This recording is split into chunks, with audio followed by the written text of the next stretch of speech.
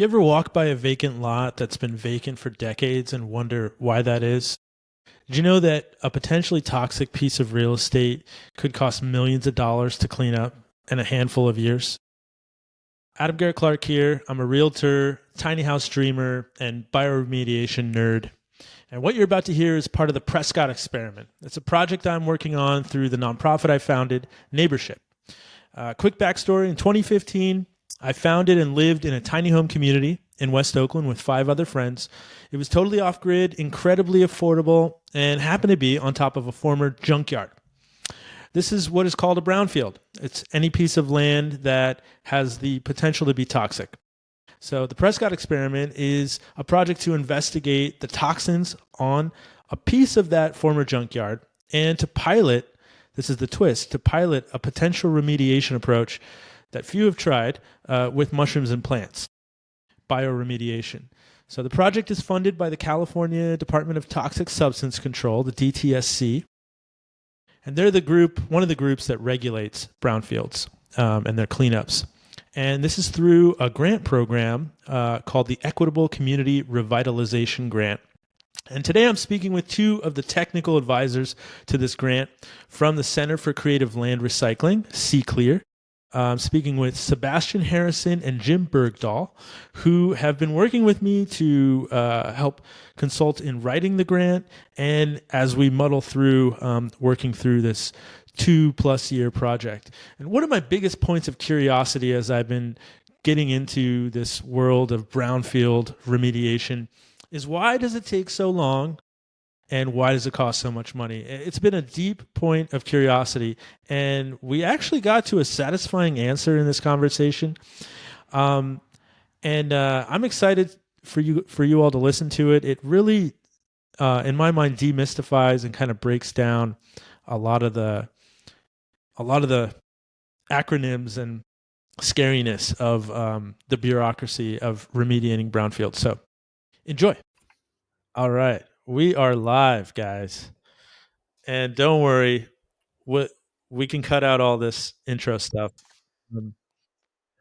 So I just want to set some intentions here. Basically, this is going to be my first of a series of conversations about our project. And so my hope with you guys is kind of to set a baseline to really just educate people on or demystify rather the process of brownfield cleaning and testing, because I've been kind of studying this for like 2 years pretty seriously now, and I'm still getting confused and hung up.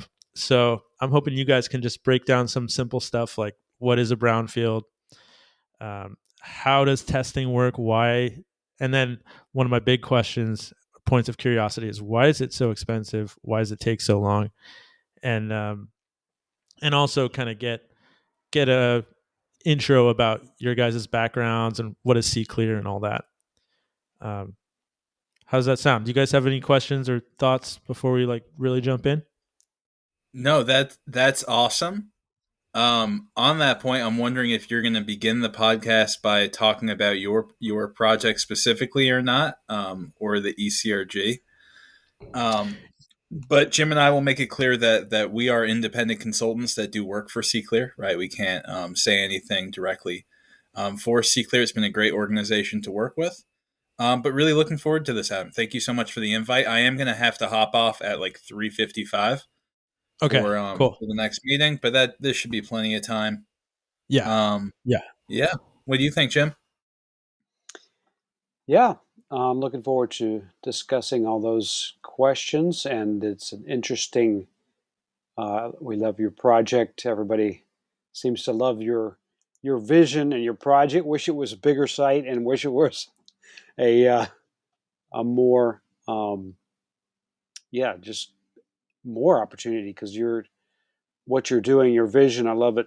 And CCLEAR has been around a long time, and I've been working with them in different capacities. But yeah, we're looking forward to helping more. Nice. All right. Well, yeah, you're right, Sebastian. I probably will do a pre-recorded intro to lead into this conversation. but feel free to add context as you go, as as judiciously as you can. And again, if there's any moment where we get into something and you're like, oh crap, like I don't want to include that, we'll just flag it. Just say it audibly, and then I'll go back and try to edit that out. All right. Are we good to go? Any bathroom breaks or anything? You guys are ready? I'm good. No, we're rocking. I'm happy we got this recording. Yeah. Yeah. Let's do it. Cool. All right. Awesome. All right. So um, I think the starting point would just be for one of you guys to kind of introduce the org C Clear. What is it? What do you guys do? And how are you guys involved in the grant that I'm a part of? I'll throw it to Sebastian. Super cool. So I'll start by quickly introducing myself. My name's Sebastian Harrison. I'm an environmental engineer. I work out of the North LA area. I've been supporting C-Clear as an independent consultant for about 3.5 years now. Before working for C-Clear, I used to work in the chemical industry for both DuPont and Chemours. It was really a tremendous experience, as you can imagine, because the people that have the most contaminated sites tend to be the chemical companies, the pharmaceutical companies, and big industry. So it was a great way to just get exposure to a lot of different types of contamination. But as you can imagine, it was much heavier on the heart working on the corporate side of things versus working for an organization like C-Clear. So I was a COVID layoff, and then I took a nice little break, and then was happy to find C-Clear right about the time the ECRG grant started. So the ECRG work is how I met Adam. That's the Equitable Community Revitalization Grant. Really, Thanks. I can never remember that acronym, by the way. right? Oh, Yeah. it's a tricky Been one. a And then we while. say ECRG grant, which doesn't make sense because we're repeating the G. Right. Right. But it's such a cool thing to help launch in California. We're talking over $100 million towards the revitalization of brownfields in California, and not just that, putting equity first, and trying to make sure that whatever comes next for these properties is helping the communities where they are. And so C-Clear's job as a technical assistance provider is to help people imagine these projects, put together their applications, and really try to be the turnkey service to make people a success. And C-Clear is a national nonprofit dedicated towards the sustainable and equitable reuse of brownfields. We work in U.S. EPA, Region 9 and 10. And I think one of the biggest advantages of the organization is the different partnerships. So working directly with U.S. EPA, DTSC, the regulatory side of things, our sponsors and different consultants, people that come to our events, and then as well nonprofits such as yourself, and then really a heavy, municipality and planning type audience, because it tends to be cities and counties that are burdened by these sites. All that said, over to you, Jim, for an intro, unless there's anything else you want me to add, Adam. I know that was a little bit long-winded. No, that was great. That was perfect. Of course, DTSC is Department of Toxic Substances Control. And I don't know, maybe at some point you guys can help me understand like how the DTSC and the EPA interact. But Jim, give us a little bit about your background, how you got what you did before C Clear and what you do with C Clear, and your connection to our project. Yeah. Well, this work with equitable revitalization projects on brownfields is really a perfect continuation of my career for the past 30 years. I've been involved in developing mainly affordable housing, but different kinds of community projects, community enterprises on land, and most of that 30 years has been in the Oakland area, Oakland, East Bay, and Bay Area, San Francisco. I've worked for the private sector. I've worked mostly though in the public sector for the county of San Francisco, and is for the Alameda County and a city within the Alameda County, but I've also spent even more time working for nonprofit organizations as a housing developer and advisor and different things. So I consider myself an affordable and other community developer slash urban planner and policy. And I've done a lot of different things, helping advise on policy and programs. And so the thing I like about C Clear and the mission that DTSC has introduced with this ECRG is that it sort of brings together a community-based nonprofits like yourselves or city-sponsored projects of a public benefit nature like affordable housing or various things, and combines that with just the reality of any any real estate transaction which involves land, and it has to be ready. The land has to be ready for human occupation of something other. So anyway, I'm basically see myself in real estate, and CClear was involved when I was a nonprofit developer. I was introduced to CClear over 25 years ago because they helped me and the nonprofit I was working for to acquire and clean up a really ugly brownfield. Actually, it was an auto salvage yard, junkyard, not similar to the uses um, at your resilience hub, previous uses at the resilience hub, and we cleaned that up, and over a period of several years, turned like 5 acres of land in East Oakland into affordable housing Wow. with yards and uh, you know play areas and things that we didn't want any institutional controls. So we worked with DTSC and also the EPA grants to get it cleaned up.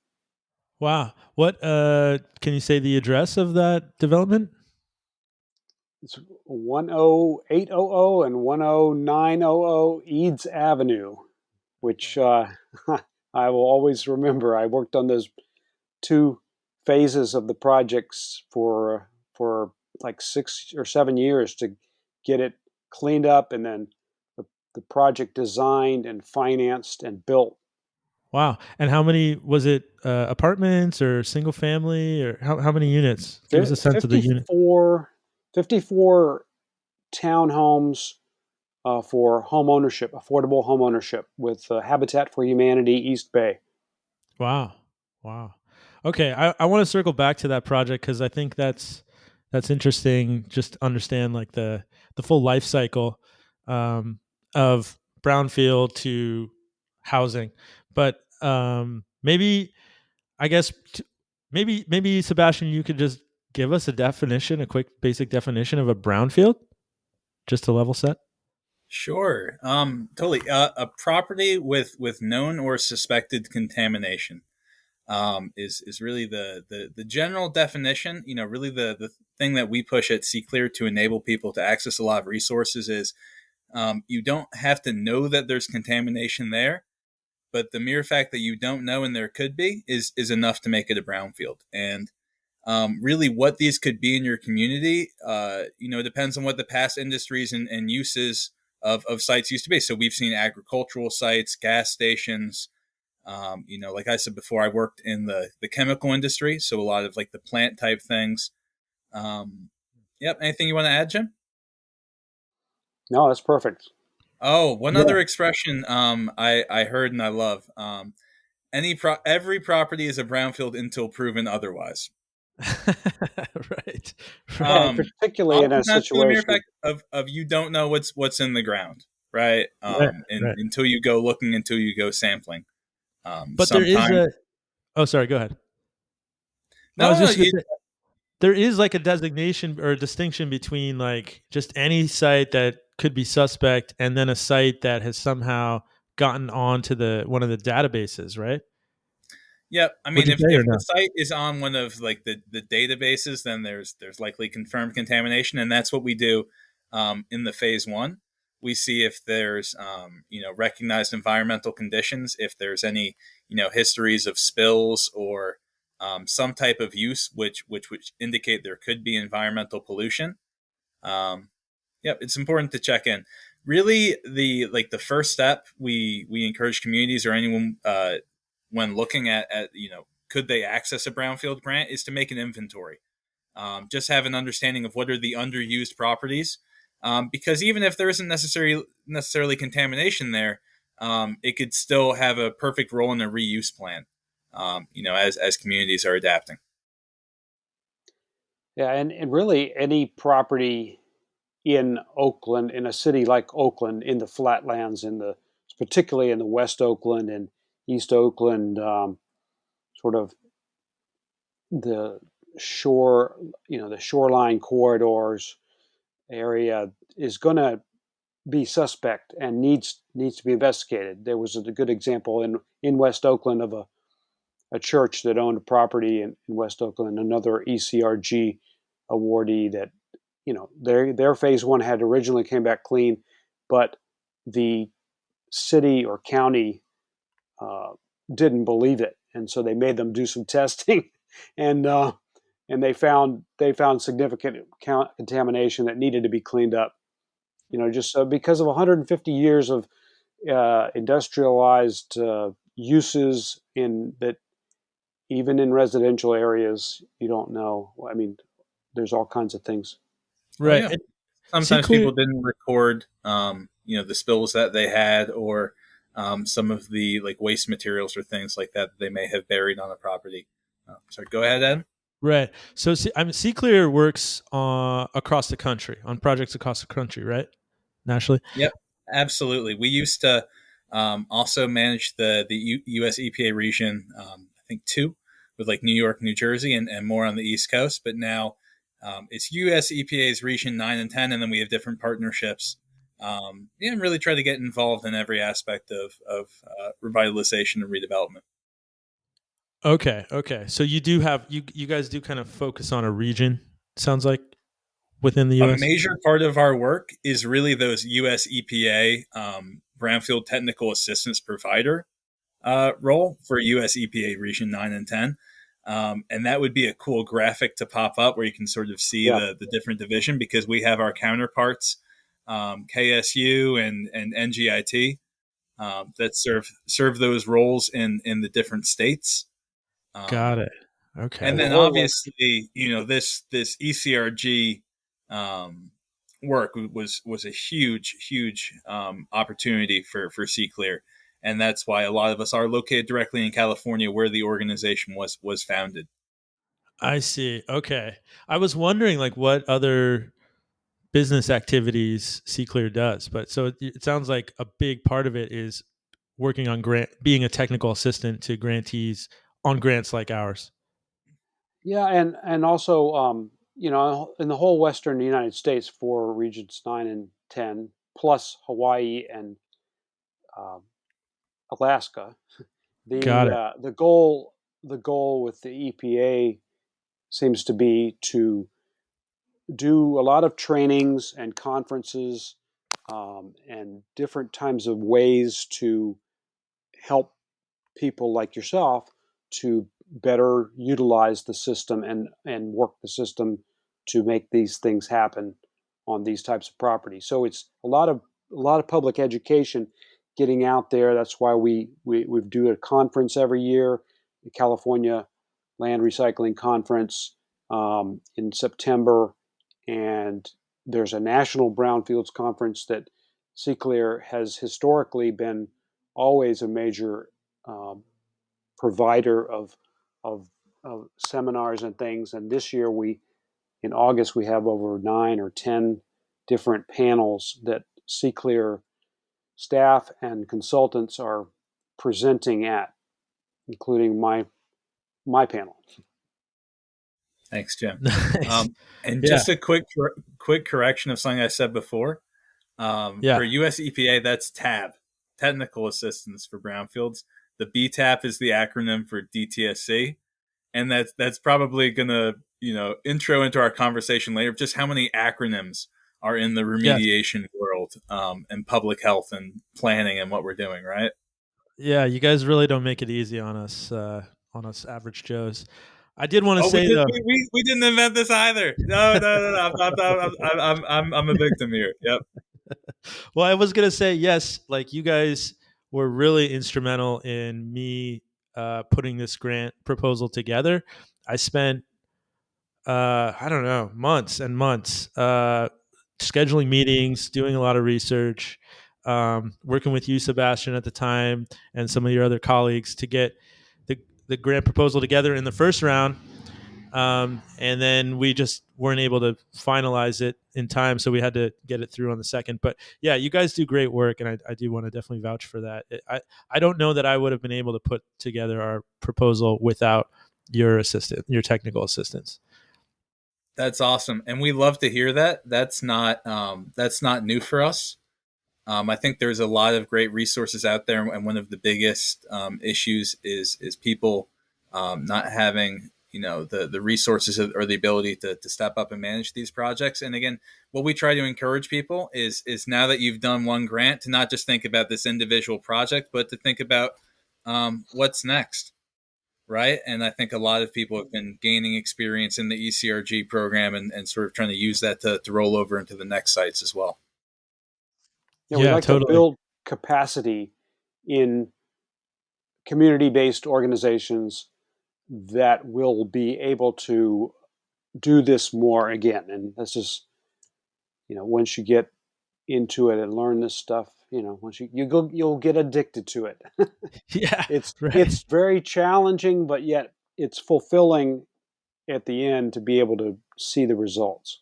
Yeah. Yeah, Well, and the cool thing about brownfields is it's really at the intersection of a lot of other needs that we have in this country and in our communities. Things like climate adaptation, housing, resilience, adapting infrastructure, and that means that you can just tap in to a lot of different financial options to hmm. make things possible. Yeah, that's really interesting. I think that is something I'm not uh, tapping into enough with you guys is thinking about other grant opportunities to support our project. But I had a question about just like, since you guys do have a pretty good overview in your work of at least the western regions of the US and probably the whole country, what makes Oakland unique in its concentration of brownfields? Why do you think do you think that there is more than in more brownfields in Oakland than the average city? Um, or are they just kind of par for the course? And if so, what's special or what's unique about Oakland? Oh, definitely. I'll I go worked. first and quickly, Jim, if you don't Oh, mind. you want to say something? Yeah. Yeah, I'll just say that absolutely. I think there's been a high industrial industry in Oakland for a while, which leads to a lot of the different brownfields. And I think the other unique thing about Oakland is the great history of the activism movement within the area, which definitely sort of shifts how brownfields have been dealt with. But I must admit, I live in Southern California, so I can't speak to the heart of the issue. What do you have to add, Jim? Well, it's definitely helpful to have a perspective out from outside.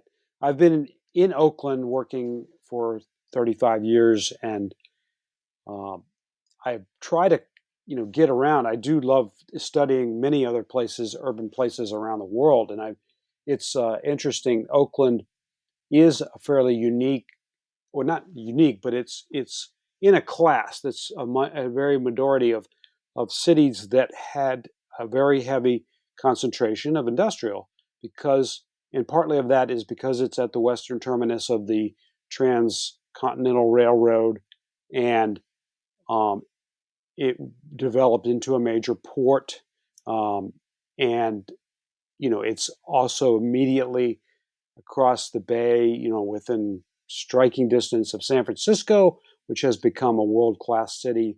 And it's become San Francisco, or it did become um, over many years, the industrial com- counterpart to, it's like a synergistic relationship with San Francisco. But because of the creative class and the energy, like Sebastian was referring to in Oakland, there's a lot of has been a lot of revitalization. There's been a lot of revitalization and gentrification and other things that have meant that there's a force driving the redevelopment of this land, and is driving the price up. Is driving the the interest in actually cleaning up and working on these properties. If a city like, there's probably some other cities on the West Coast that have as much you know industrial as Oakland does, but because they haven't been redeveloped quite so much, they don't get the attention. Mm. So, okay, maybe just as many toxic soils, but there's less people interested in using those sites. Interesting. Yeah. So, I guess I think one thing I wanted to highlight, have you guys run through. Oh, hey, what's up? You made a great point on that. That's something I want to add. That's sort of specific about brownfields. Yeah, The reason why brownfield redevelopment makes so much sense in Oakland, LA, and a lot of these really dense urban areas is, the land is so valuable and so expensive, and the alternative is urban sprawl. And that's really why it serves us so much to address the brownfields, because we're making such a great decision in really adapting our cities and reducing our overall carbon footprint. So just wanted to say that both the market demand is what drives the brownfield redevelopment. Look at what's happened in New York City, for example. As well as just thinking about what the alternative to brownfield cleanup is. can you Which can you say a little bit more about what's happened in New York City? Because I don't know if I fully or other people fully get what what you mean there. Oh, yeah. I can't speak in detail, Yeah, unfortunately, Adam. I just know they've had a very successful storied program with a lot of economic incentives for brownfield cleanup, got it. and I think it's just been a big success, from what I've seen and heard. Yeah, Well, totally. plus, Actively turning around these properties, and I think they've also done a cool job with the soil bank, like a circular soil system. And just thinking about how removing dirt or clean material from one site can go to another site that needs fill, and just thinking about the system holistically. Huh. Yeah, yeah, right. and the Oh yeah, bigger go ahead, Joe. population density there, population and property density there, allows for just a maybe more efficient, but there's probably still also the same types of inefficiencies in there, any big city. And of course, that Brooklyn is often compared to Oakland Right. Yep. quite a lot, and that Brooklyn has gone through a similar, revitalization and redevelopment. Yeah. Yeah, and why not mention the project everyone loves, right? Have you been to the High Line, Adam? Oh yeah, yeah. I used to live in New York. Yeah, I think it just got finished right around the time I left. Yeah. Yeah, so think about that in the context of brownfield redevelopment, right? And thinking about old infrastructure and what that could be reused as. So Yeah. really, at its heart, that's a brownfield reuse project. Yeah, totally. I think like the narrative that I sit with in West Oakland is that there, and also like kind of my lens of like looking at vacant lots constantly and seeing the potential of them to be little nooks for tiny home communities, um, is that there's a lot of, or there has been, I guess they're getting developed slowly but surely, but there's a lot of vacant lots in West Oakland. And so like yeah, like my sort of narrative has always been that like it's they sit there vacant because it's so dang expensive and complicated to get them usable. Um, but you guys are kind of also saying maybe a little bit of a something different, which is that um, the need for using those sites is what kind of pushes the brownfields to get cleaned and redeveloped. right, we have the conflicting forces of what makes a site get cleaned up and redeveloped versus why it sits there forever. Yeah, and I always remember walking around cities and you see the properties with the big fences up, and you wonder how come no one's doing anything with that. Right. Right. And I was thinking about how I was going to answer your question today of why things take so long and how come they're so expensive. Yeah. And really, the one word that kept screaming at me from my time in like the chemical industry is it's just liability. It's and both in like the legal sense, but also in just the really the really real sense of like feeling liable for public health, right? Of what happens if Right. you open up a site and you haven't properly studied it, and what comes next. And that was a big reason of why when I started off working in the chemical industry, sites weren't really redeveloped. We would work with the regulatory agency to not get fined, to not get in trouble. But we would rarely ever actually, turn over a property because the risk of being sued was scarier than the other side of the Oh, yeah. opportunity to get the site off the books. But that started to change as brownfield redevelopment was growing as a field itself, and properties were more effectively found to the reuse. But yeah, I know that's not a very like exciting answer, but yeah, liability I really think is at the core of it. No, that makes a ton of sense because we're such a litigious society, and when you say that, that makes me think it's like that's why the DTSC or whatever the water board, whatever the regulating body is such a pain in the butt because and they require such a well that's my my framing, but they require detailed reporting and they take a long time with everything because if they pass something to be cleaned or safe, it's big liability on them, and then whoever's Yeah. owning or controlling the property also has liability, right? Like I'm reminded of You hit it Right. Yeah. a Every 100%. That's why my experience in my past life working with regulators is that they were way more likely to not say anything versus giving you like firm approvals or things like that that made them take liability for a decision huh, versus having that ability to tell you when something was wrong. And I think that's been shifting in the regulatory field hmm, to try to work with people a little bit more, but that's still sort of a growing issue for them is ultimately everyone's working towards the same goal of getting the site cleaned up safely, right? right, Does it have to be so complicated? Do we have to look at it with such a fearful liability based lens? right, um, but it comes from both directions because the regulators are so fearful.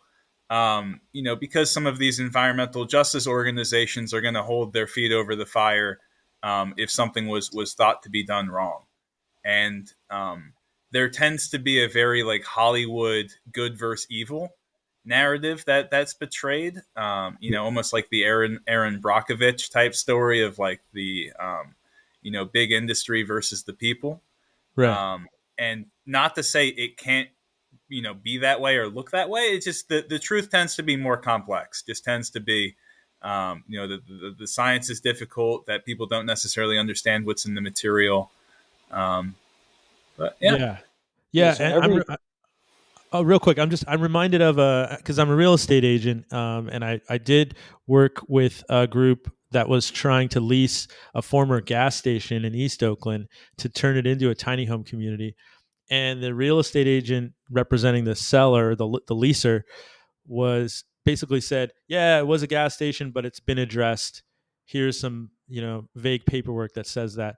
But then when I was helping to do some due diligence and contact, look them up on the database and all that, and contacted the water board, the county water board, they said, "Yeah, it's been cleared to be vacant. Like basically, we're okay with it just sitting vacant and not being a threat. But if you want to do anything on it, that's a different standard, and that means you're going to have to go through the process of investigating it and then cleaning it up." So, we backed out of that lease. But yeah, I don't know, maybe you guys could speak about that. Like there's different levels. That was a big surprise to me. Like I would have thought it's either and the other agent thought, Yeah, it's either I think at the safe or not. core of At the core of that one is this idea of exposure pathways on a site, especially with what your organization does. Is that when we're looking at like contamination and is a site safe, a big part of the answer of whether it's safe or not is what's going to happen at the site. Are people going to grow fruits and vegetables on the property? Are people going to be spending 1 hour a day there, or are people going to be spending, in the case of housing, 24 hours a day there, Right. for instance? So, yeah, that's why there are different standards for cleanup, and also when they're looking at sites, they have to understand the exposure pathways. Anything you want to add, Jim? I know there's sort of like Yeah. an Oakland specific angle to this that I'm probably missing. Well, I think just the reality of real estate projects and the nature of the people involved. So it's not just a scientific uh, sort of standard, and saying we need to meet that goal, but you've got these different players involved in the project. The workers that are going to be working in the construction and the cleanup, they've made their voices known and advocated for high standards of just during the cleanup. Just Mm. the workers' exposure, let alone the different constituency groups, whether it's going to be housing or a school or something like that. So all of those people have their advocacy groups yelling at the not the regulators, but also the banks. The banks, that's why it's expensive. They have to charge extra for liability insurance and all this stuff. So Hmm. it's just a lot of people involved, a lot of different parties involved, and it makes it more expensive. Yeah. All right. I wanna jump into the just the basic kind of steps of going from like a dirty site, a brownfield site to something that's clean enough to be residential, like the project you worked on, Jim. But this, like these terms like phase one, phase two. Let's demystify some of that and kind of get people's heads around that, because we're going through that process right now in our project, and it can get a little confusing. So I'm hoping we can kind of educate people here on just like the basic typical process, and then maybe we can talk a little bit about our project's unique little shoehorn twists to it, and some of the problems that we're encountering because it's not typical. Yeah, you go ahead, Sebastian. Sounds good. Yeah, thanks, Adam. So like the typical life cycle. We have our inventory of sites, and we found a site that we've selected. The first question is there contamination there at all?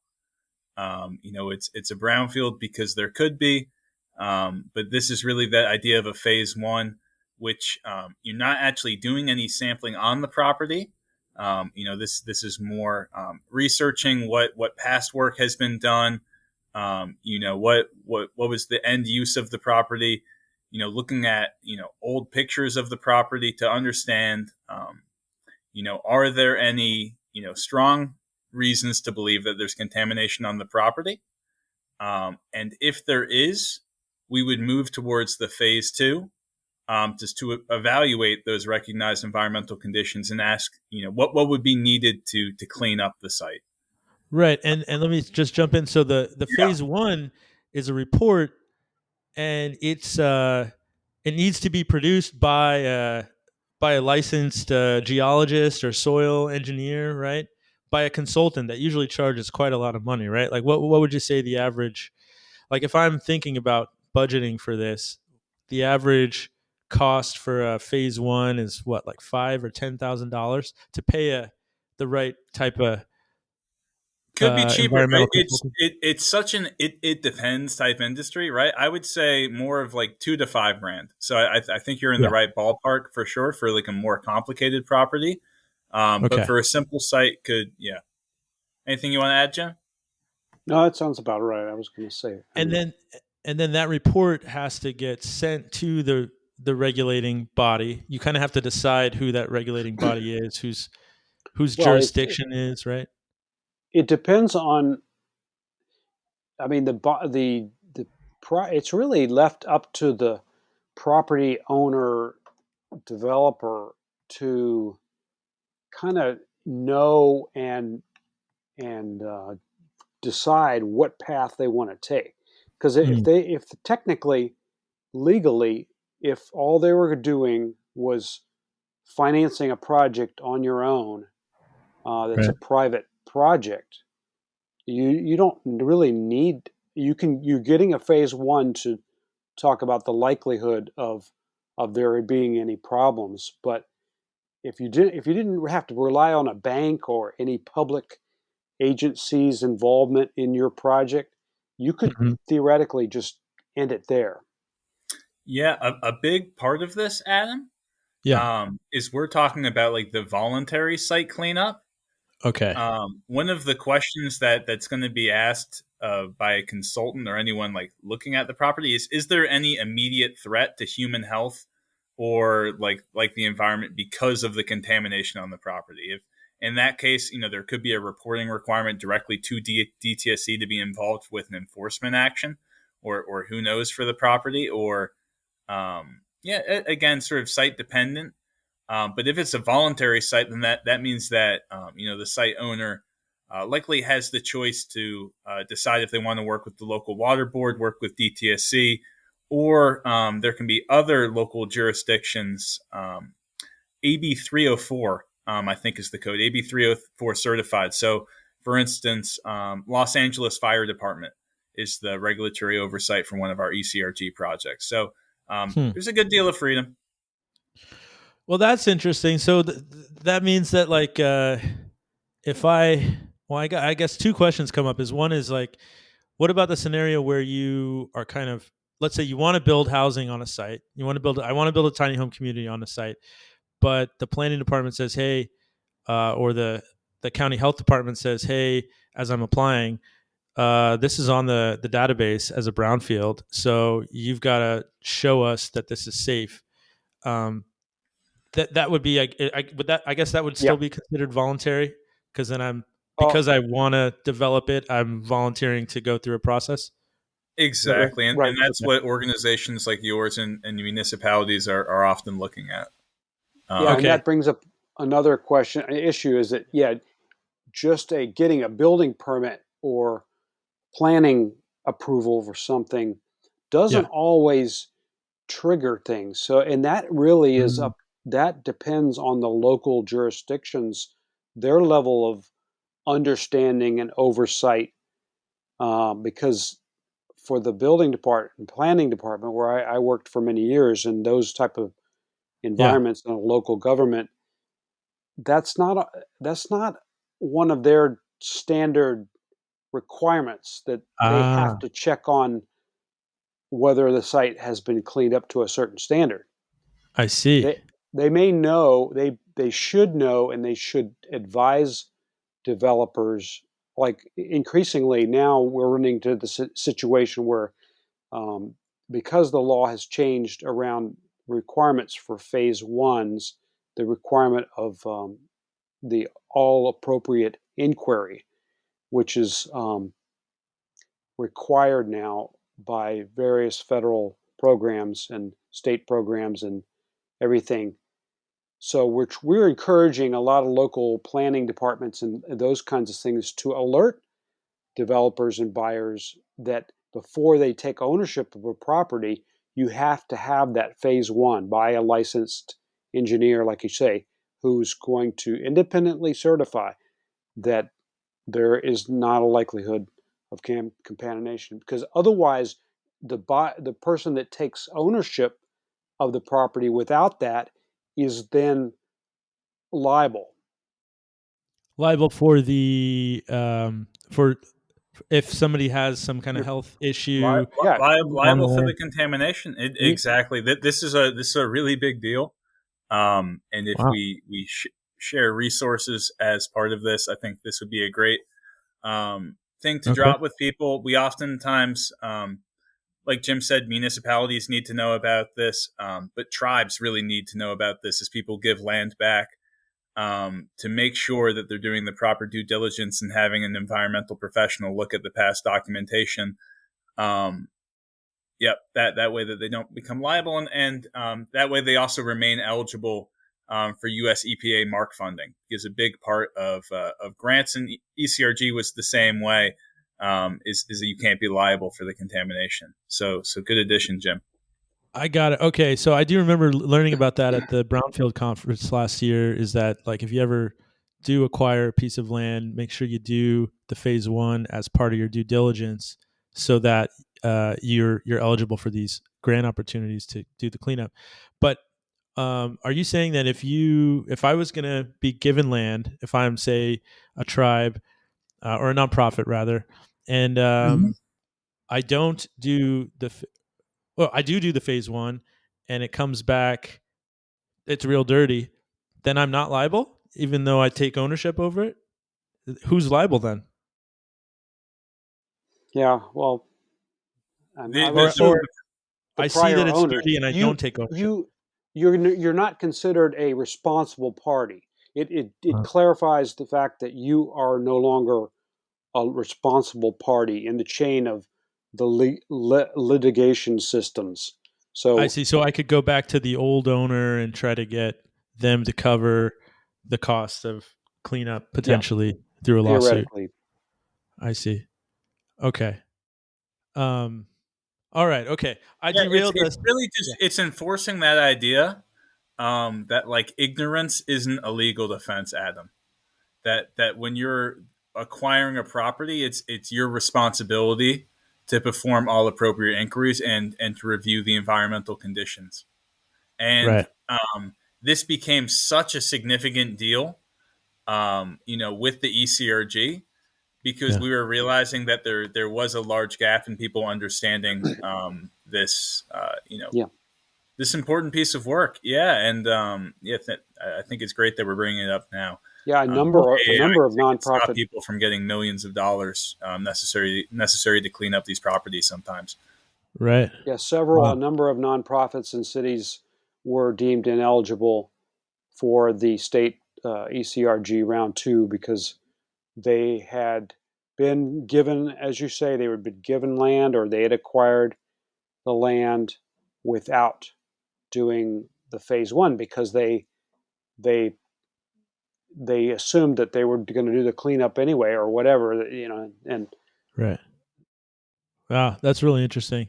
I mean, the other interesting thing you said, Jim, is that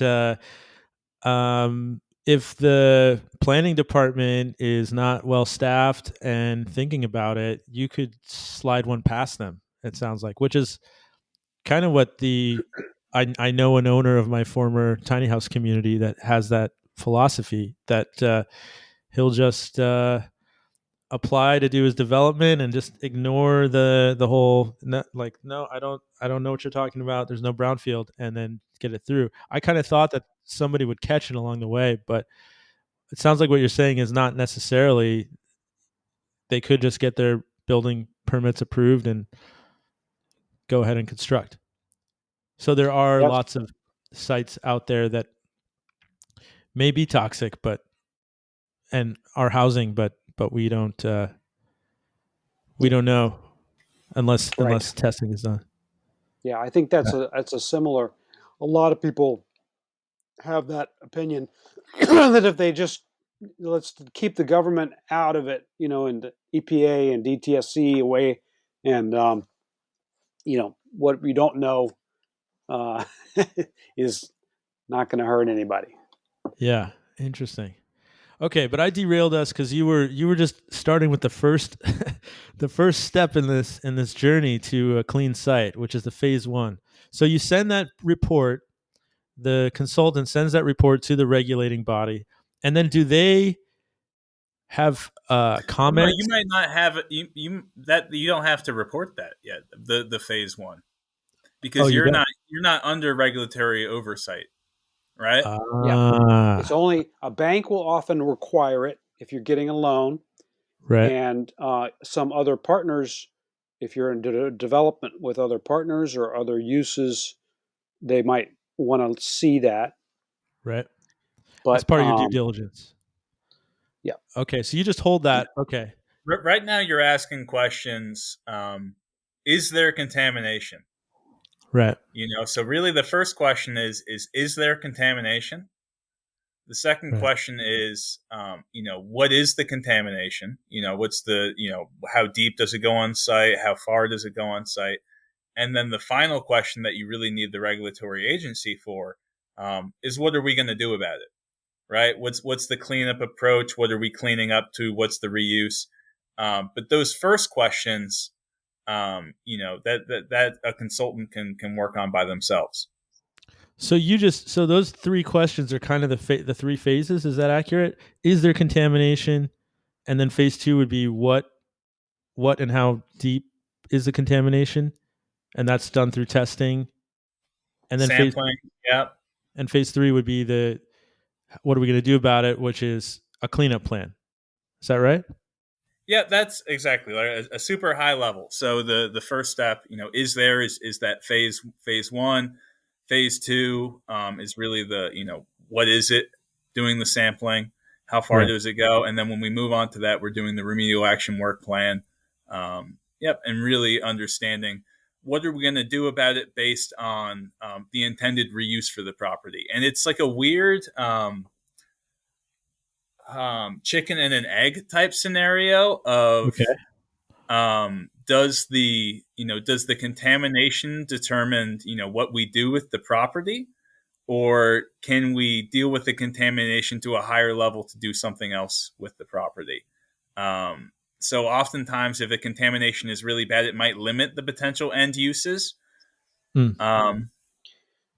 Because and yeah. that's one reason why the phase two process and the investigation is becoming more and more expensive, because you want to test and identify a wide range of things. It depends, especially if you don't know exactly what and where is going to be developed on the property. Now, if you have a very specific plan already in mind, and you kind of and a very specific use already in mind, then you can narrow down exactly what and where you want to test for things.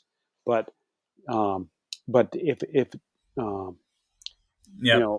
these big sites, 2 acre, and if there's a question about the plan, exactly the footprint, where it's going to go, then then you need to take a lot of tests. Yep. So an And so example of often that. what we see, Yeah. just to add one thing, Adam, Yeah. with sort of this like end use idea, if people are looking at a brownfield specifically with something like housing in mind, Yeah. that means it could be a very fast moving project where they want the cleanup to happen in 6 months or sooner, Right. versus something like a park or an open space, where there could be potential for a cleanup to take years, or more of a nature-based solution, because we have more time to work with in thinking about what comes next. I see. So that I just wanted to add that element of what I meant with the sort of like the chicken and the egg of how do we think about this next life for the property, and Right. to what degree do we already know that, versus how much the contamination sort of limits what we do. Right. Yeah, because some contamination can just be very, very costly to deal with, where to get things to, safe enough levels for housing or for people to farm on it, would just be very cost prohibitive.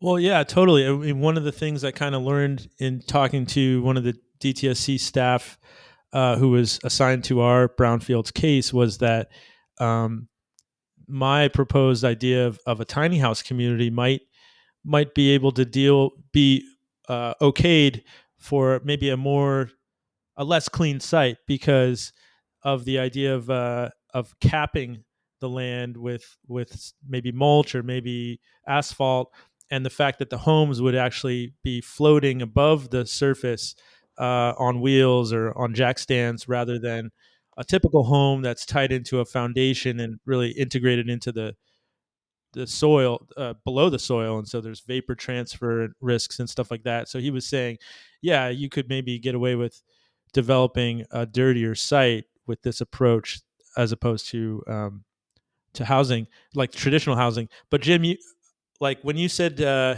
if you know specifically what you're going to do on a site, you might be able to kind of save some time and money in the phase two testing part. Would that mean like if say you had a design where um, maybe you're just going to have you're only going to have a yard, let's say for a housing scenario, a yard in a certain part of the land, and you know that maybe it's like a former gas station, and you know that the tanks were in the back of the lot, and you're going to kind of design so that the building, I guess, is above the tanks and covered, capped, but the yard spaces towards the front where there's less toxicity. Yeah. Is that kind of what you mean? Yes, Um, that's that you can do that, and there are ways to then use the site planning and the building construction of the site grading and work to complement the plan and also accommodate whatever potential exposure pathways there are I there. see. And I mean on a huge, and that happens at many projects on a small or large scale. I mean, there's a couple acre site on Wood Street there, just a few blocks away from you, that Yeah. Habitat for Humanity and the Mid-Penn Housing are in the investigation stage for housing on that site, and it's large enough to know that there were different uses that were part of the train station or the tracks or things that are more contaminated and need to be tested more and cleaned up more or potentially treated differently. Yeah. And so that that can influence their site plan of how they design the project. But at a really big scale, I was fortunate to evolve be working on the redevelopment plan for Hunters Point Shipyard um, in from 1990, or like around 1995 to 1997, or Wow. somewhere. And we were creating a land use plan for 500 acres that had some really, it was a super fun site. And they Yeah. had to plan out the usage of the land on a really long term basis based on what they thought the ability to clean that up. Huh. Wow. All right. So phase two, that is where our project is in the middle of that. And so let me rattle off a little bit of what I've learned from that process, because we had to develop a work plan. The consultants had to develop a work plan. That took maybe 1 or 2 months to develop, and A then sampling work plan, right? right, like what specifically are we going to test? Where are we going to test? How are we going to test? And then the DTSC reviewed it for about a month, and then they said, make these changes. It was like a book report with like these edits. I used to be a journalist, so here's the edits you got to do. Then our consultants sat on it for maybe another month and a half or 2 months, doing those revisions. Sent it back. Got another month went by. Then the DTSC said, actually, make all these other changes. Okay. Then the consultants sat on it for another month or two, and then finally in version 3, the DTSC said, okay, good. And then we had to wait, another month or so for just the logistics of scheduling the actual testing, which all happened in one day. And the cost, I'm still kind of getting my head around it, because I've seen probably 7 invoices from the consultants on that, but it's pretty expensive. Could you guys give us a sense of the cost range for a phase two? I know it depends on the type, the size of a site, and a lot of other variables, but maybe you could give us just a ballpark. So it was 2 to 5 grand for a phase one. For a phase two, and by the way, phase two is not only paying the consultant, but it's also paying the DTSC or whatever the regulating body. Is it always the case that the regulating body is charging you for their staff time to review If your you're liable for the contamination, yes. And for like it really depends on your voluntary agreement. Um, but totally, no, it's a good question, and so a way bigger range on the phase two than the phase one, I would say. Yeah. because the phase two, now we're doing actual sampling. And Right. based on what used to be at the site might dictate, how many things you have to sample for. And Right. there's certain types of tests that can be really pricey. Um, but phase two, if there is real sampling going on, I think more about at least $5,000 going up to like 30 grand. Okay, Yeah, but and you're that doesn't off. include. But that's just testing. I mean, what about paying the DTSC staff hours Right. and the consultants time? Or also include, if you're part of a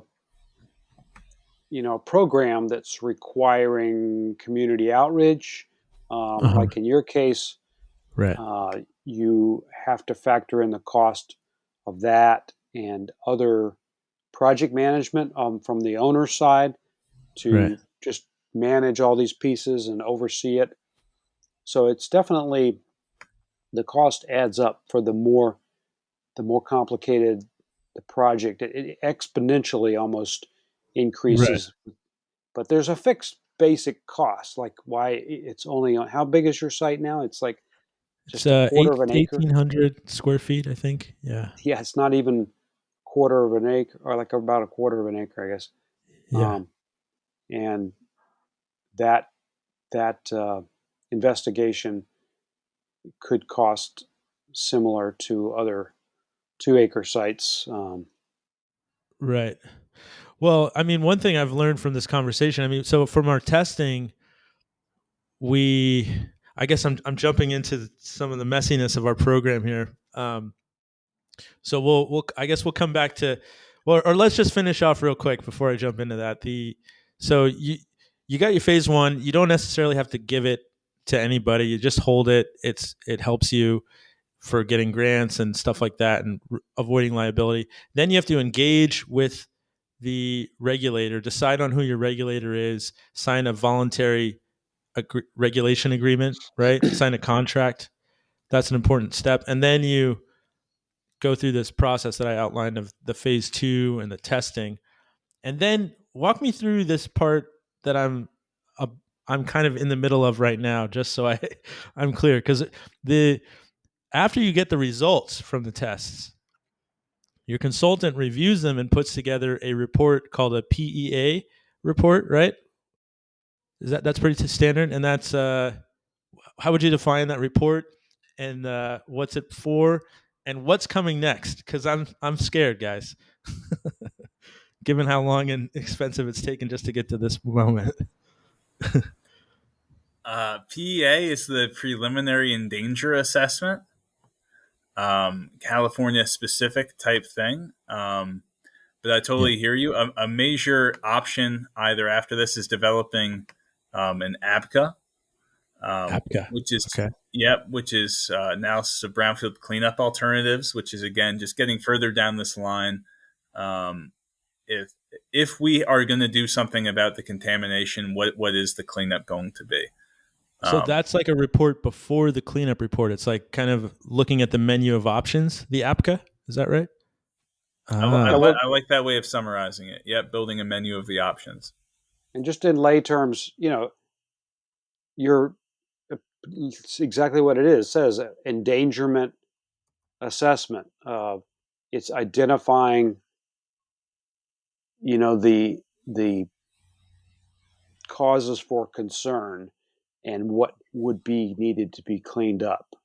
right. And Yep, that really and gets to the liability that you spoke about, right? That's the heart of the liability.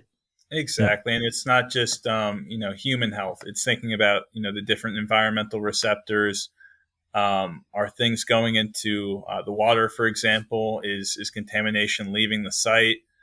Um, yeah, and really just doing this larger risk evaluation, which is another big aspect of why it's so expensive and why it takes so long.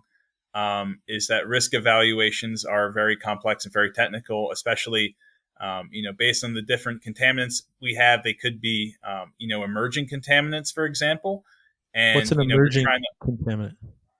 What's an to example of that? yeah, the one in the news, and it feels like the wrong title for it. Maybe a true emerging contaminant would be like nanoparticles or microplastics. Microplastics is a big deal, Adam. Okay. Right. But Right. PFAS, perfluorinated alkaline substances.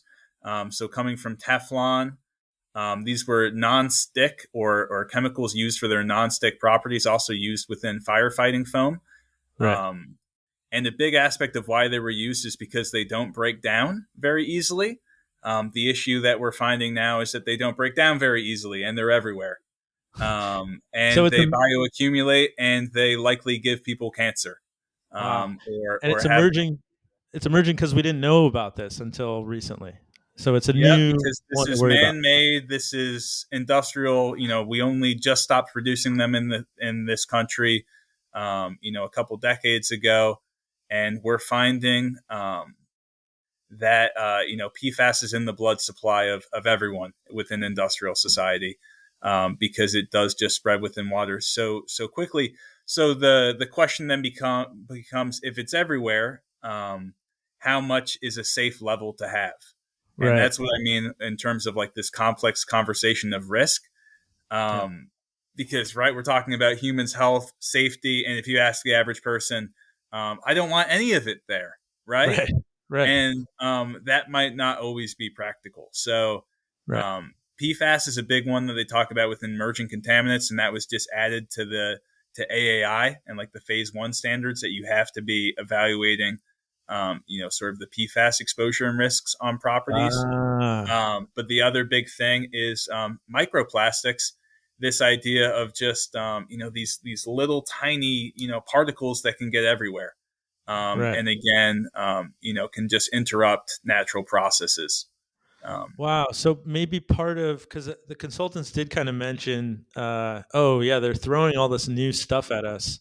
So maybe that's part of it. There's like this And you have these new. PCBs, right? Yes. Yeah. Yeah. Those were. So again, now we're talking potential arrowchlor science and just very technical, not that well known type material. And we're Wow. trying to ask just a very simple question of, is it safe? Right. Right. And that. And that Yeah. it depends answer just is taking you so much in the weeds of how do we even evaluate that with the regulator. And, it's got to be frustrating when you're going back and forth, 3 times. Yeah. I'm sure you had this, but the one thing I'll mention is the importance of having like a scoping meeting or getting people all on a call, because Yeah. I don't like trading emails with people nonstop. If we can just have like an hour meeting with everyone on the call or the room to just talk about expectations right away, Yeah. which is what people advise in this field. We've been getting so many like letter writing battles back in my chemical company days, which were really just ultimately a waste of time because the Yeah. sites weren't being cleaned up. You know? Yeah. Yeah. Well, from my perspective, like even though you guys told me to do that and we did do one of those, I'm just still not aware enough about all these little nuances and Sure. potential pathways to kind of make things more efficient if I say this or ask this question. So I wasn't probably able to make use of that moment as best as I could. But Well, yeah. you Yeah. have to rely on the consultant and you know build that relationship and trust with a consultant to represent your interest as an intermediary to a regulatory agency like DTSC because they talk the same language. They know what's going to be possible within the realm of what DTSC is interested in. Yeah. It's harder for any property owner, let alone somebody who's relatively new at this, to be able to understand it and anticipate and know how to use that. Yeah. So you kind of have to rely on the consultant as an intermediary. Yeah.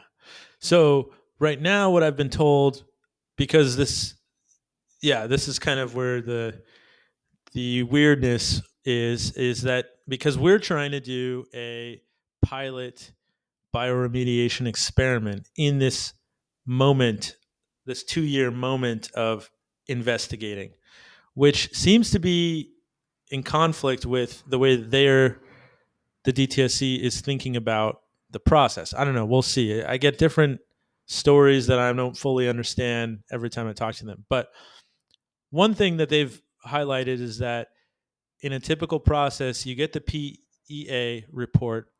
They're going to sit on it and review it, and then they might say, well, maybe you need to test for X, Y, and Z, and test in, go do more testing in these other locations. Is that right? And if they do say that, then then the consultants need to develop a work plan. It's going to be a smaller work plan to plan the logistics of doing that test, and then I guess the DTSC is going to have to review that work plan. There might be some iterations there, and then we're going to have to do a mini version of basically the process we just went So through.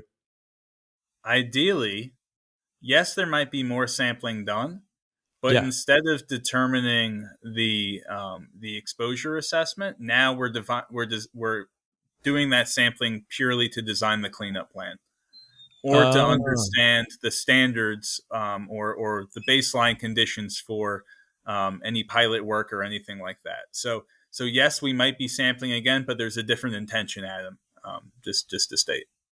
okay. And So and I've once the PEA report has been submitted, we have really entered the third phase of what are we going to do about it, and we're on the on the process of kind of We're designing a getting remedial action plan. Yep. right. Okay. Okay, that's helpful. Okay. yeah, so Um, often yeah. any further testing can be assumed to happen during the actual cleanup. So there's often well, Okay. hopefully there's no further testing until you actually pull that trigger, and you have enough. The idea is you have enough information. That's why we encourage all the consultants to you know, go overboard on the testing now, so you have Right. enough information that you can get yourself to that cleanup plan without a lot of testing toward that back end during the cleanup planning. Um, You want to begin with the end in mind, right? Think about what you're ultimately trying to do with the site, and the big fancy word is this your contamination delineated?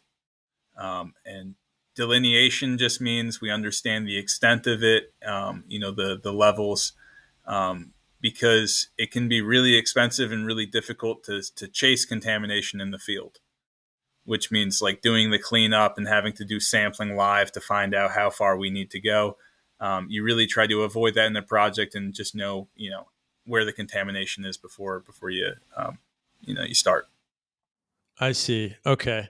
Yeah. In our example, what I the high level kind of like summary of the tests, the findings was that we tested in three locations, right? Basically front, middle, back, and the back was where we found the highest concentrations of everything.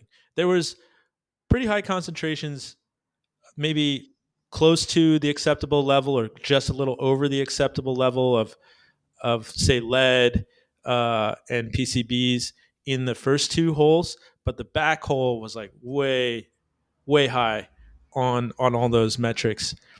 Um, and so the the bioremediation consultant, basically her work plan proposal is that we mix all the soil, kind of put a rotor tiller through the soil, kind of make it more homogeneous so that there's less of a hot spot in the back, and then create 9 different subplots of like 10 by 12 feet, and then do experiments on various remediation, experiments to see what's working best.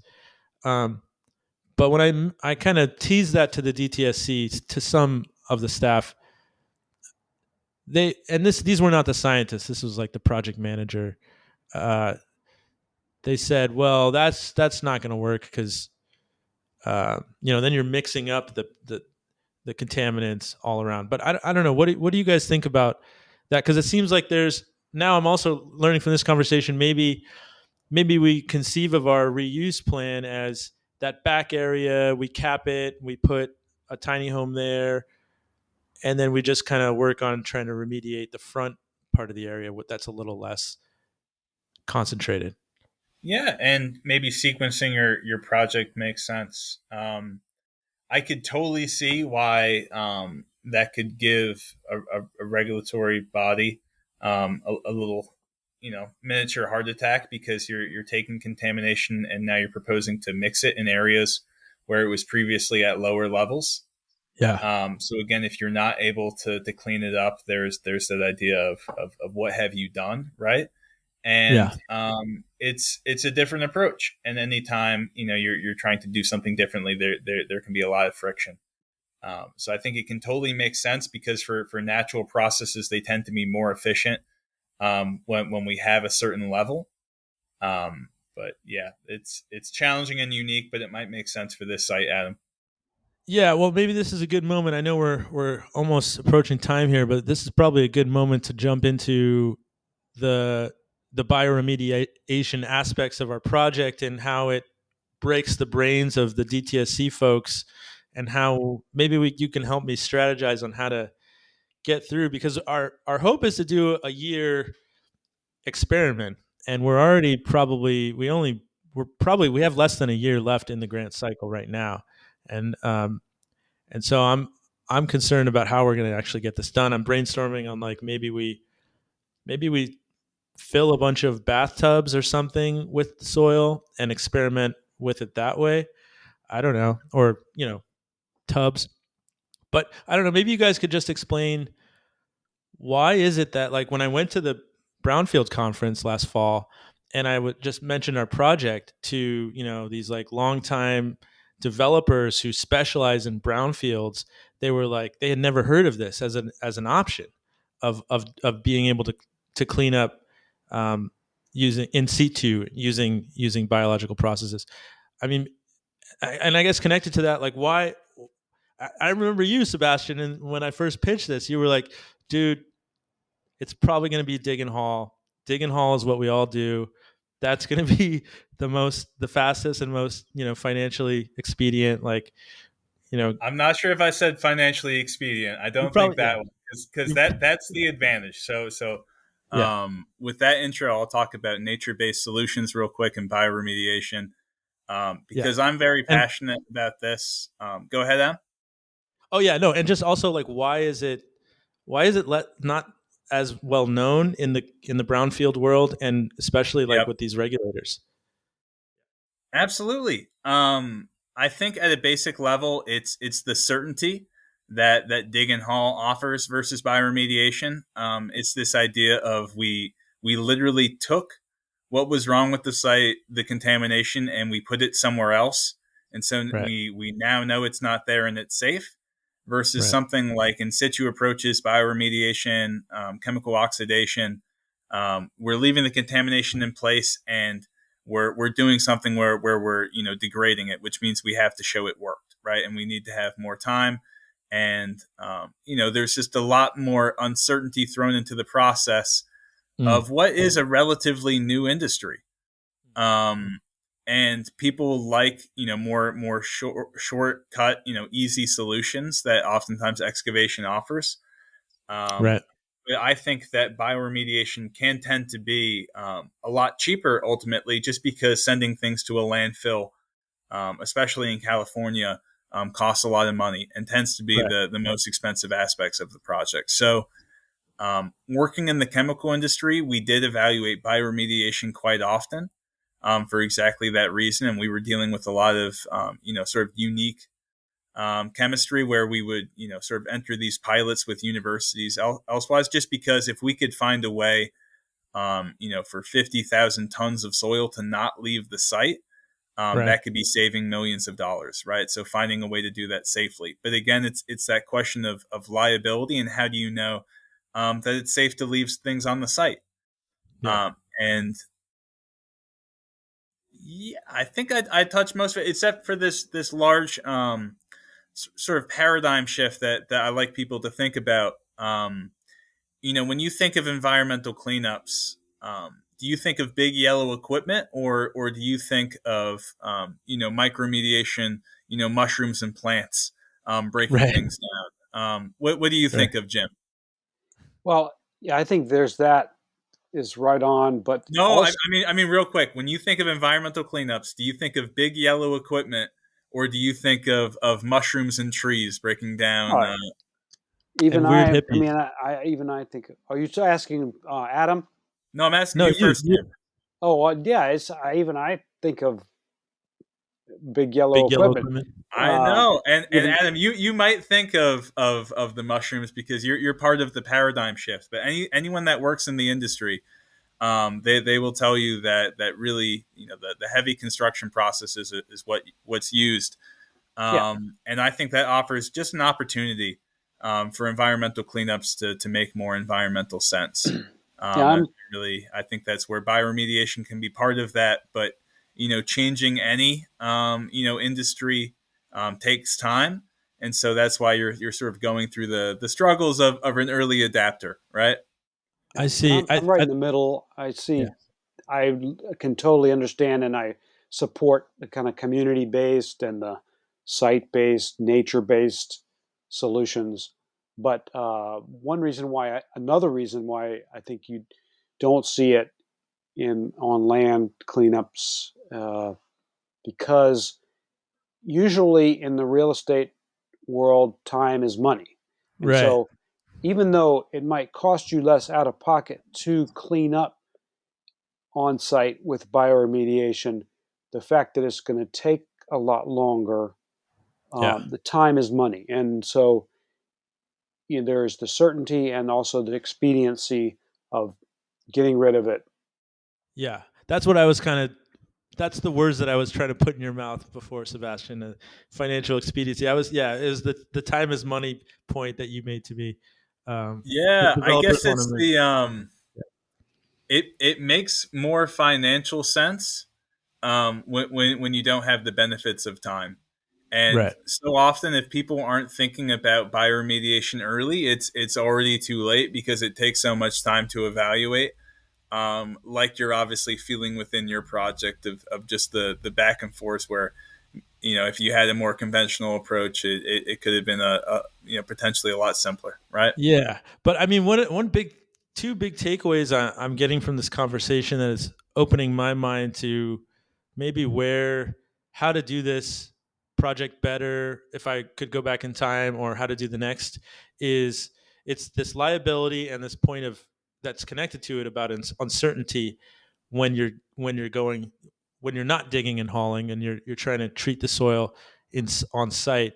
So I'm just curious, like given both of your guys' intimacy with these processes and these types of projects, like I don't know, how could this be how can we solve for and relieve some of the the time and money that comes with the liability and the uncertainty.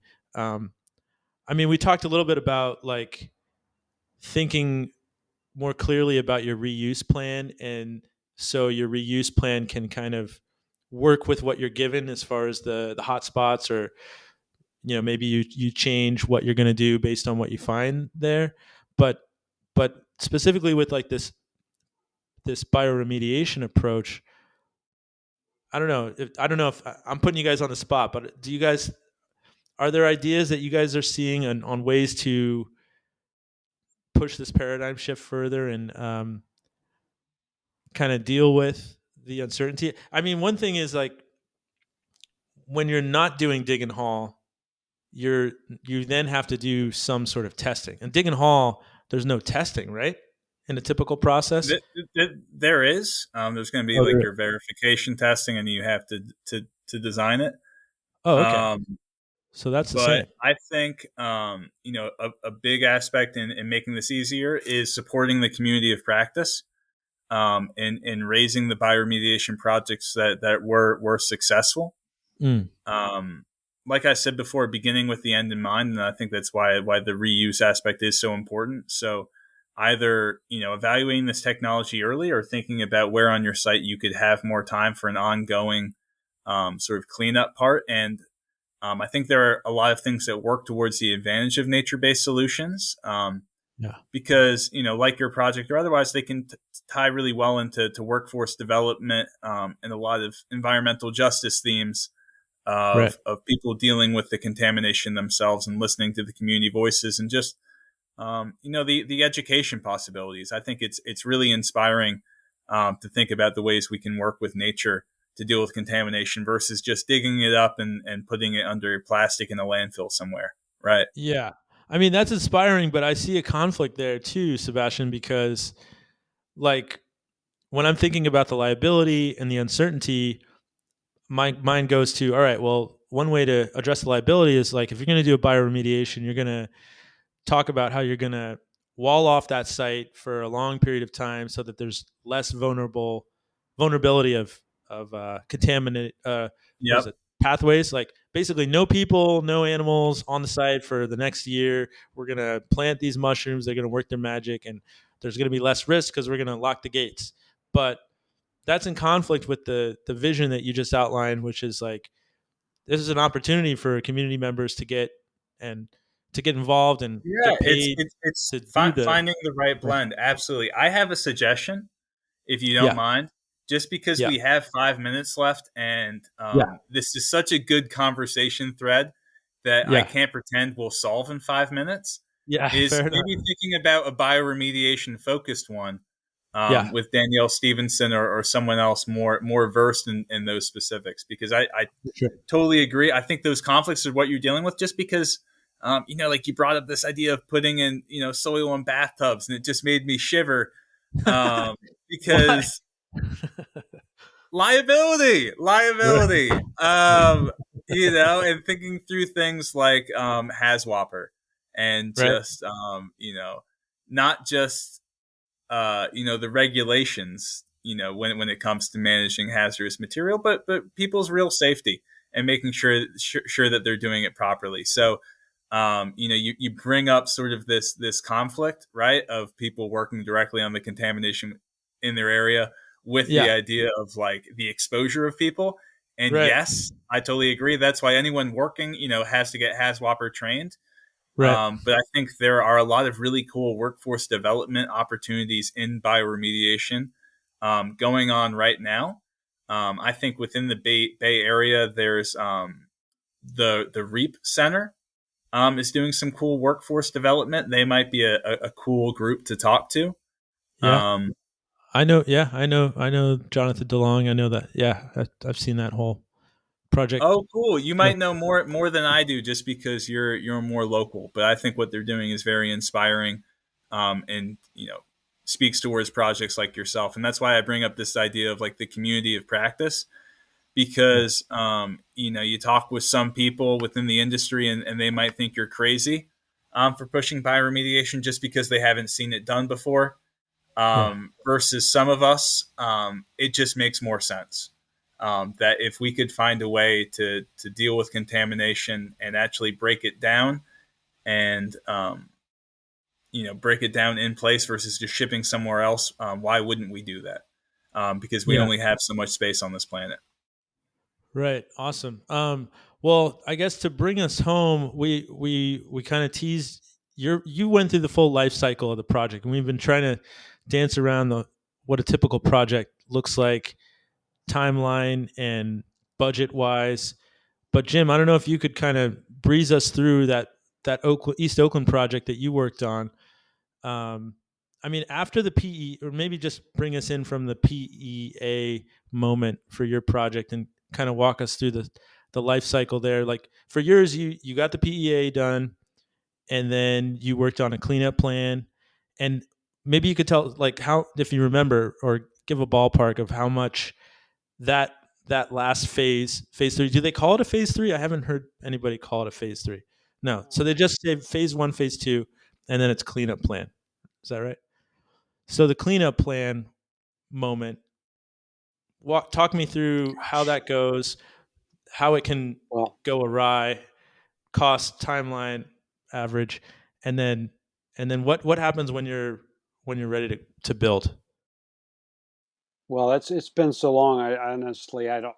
It's been over 25 years since we did that planning and design exercise. So I But just like I guess couldn't maybe give you. an average job, Um, average process. yeah, I couldn't give you a realistic ballpark on that. But because I at that in that time I was a relatively young, real estate developer, housing developer, and I was forced to rely on the consultants to produce a plan that met DTSC's requirements, and I had to basically trust them. And fortunately, that's where C-Clear comes in, as Right. can come in as a sort of somewhat independent party. And in those days, it was more of an independent party. Yeah. Now on the ECRG, we are being kind of employed by DTSC Right. to help them, so we're not completely independent on your project. But Yeah. but the it can be C-Clear can be the type of independent voice that can help you look at what the consultants are doing and make sure that they're not overdoing it, and looking at the regulatory side and make sure they're not overdoing it. But you've got to have those kind of trusted advisors and representatives on your team, unless you're a very experienced property developer who already has been through it a number of times. Yeah. Well said. And I think that's probably one of the biggest things that C-Clear can offer folks is that technical assistance. Yeah. Which thanks to these EPA and DTSC grants is free to the people signing up. So, if you're working on one of these projects and you have questions, please reach out to us, because, like Jim is saying, like working directly with your consultant who is then billing you for the work that they do can feel challenging sometimes. Totally. All right. That's a good wrap up point there. But maybe just because I got the practical curiosity, maybe you guys could give me a ballpark of, or Sebastian, I know because you dealt with a lot of projects back in the day in the chemical. Mm-hmm. What was what's the range of a dig and haul? The cost of a dig and haul, just to give a sense, because that's like the big point of our project, is to try to save money on Yeah, right. Like you're probably not taking dirt out of the ground for less than 50,000, but I managed some projects where we spent over 10 million at them. 10 million And just to do the dig and haul. Wow. yeah, just to excavate and dispose of material, because it can cost you, $100 to get the material somewhere and then still have to pay the landfill another $100. And I'll tell you, within California, there's a hazardous waste generator fee, which you then get billed for, which again, can really explode your costs, which is why it can serve you so much, for my last mention, to really think about nature-based solutions in situ and what you could do instead of excavating and shipping off the material. Awesome. And then I'll just leave us with that question of what happens, like from an environmental standpoint, with when you dump that soil in whoever's community it's dumped in. How is that better for the health of the environment and the people, whoever's around? Totally. I No, don't know. it's a huge environmental justice issue, and in California, it's really controversial because we tend to ship our waste out of state, right? Right. And that's not a great idea, and not very respectful, especially of tribal lands, which are so often associated with these facilities in Arizona and Nevada, for instance. Yeah. Um, so I'll say that landfills are regulated, so they are making sure that waste isn't leaving those properties.